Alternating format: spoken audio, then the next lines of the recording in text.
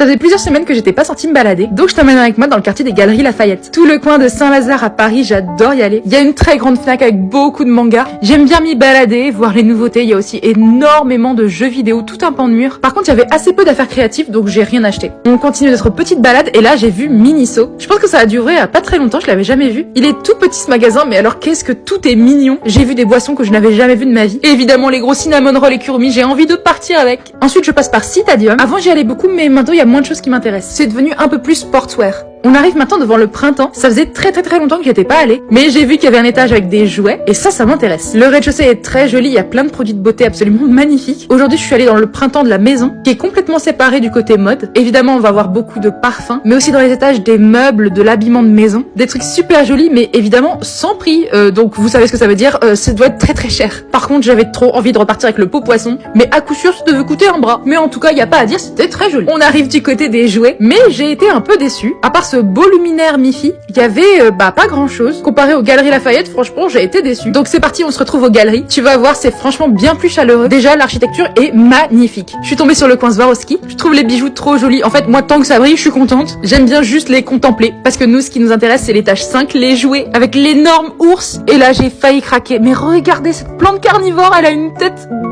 j'adore. L'étage est toujours sur le thème londonien, avec la déco très rouge comme ça. J'ai vu un panda à paillettes. Et vous savez que j'offre toujours des pandas à ma grand-mère. Parce que c'est son animal préféré. Donc évidemment, je lui ai pris. Il y a évidemment plein de peluches Jellycat. Une chenille.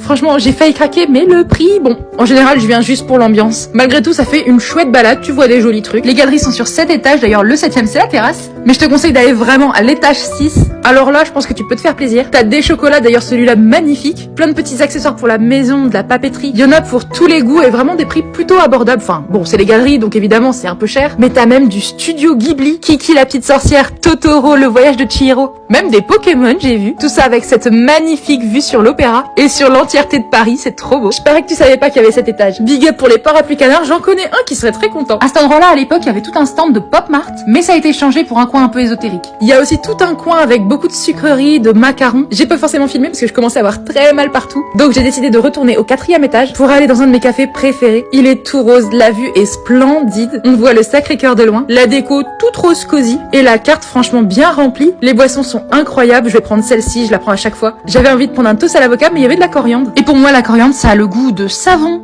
Alors je me suis rabattue sur le toast tomate mozza, mais au final le monsieur m'a fait la surprise de mélanger les deux recettes. C'était super bon, j'ai repris des forces, mais j'étais quand même hyper fatiguée. Je peux pas vraiment rester plus de 3 heures active, donc j'ai eu très envie de dormir. D'ailleurs on voit ma tête, ça va pas trop, mais je suis contente, je rentre avec mon petit cadeau pour ma grand-mère. Elle l'a adoré.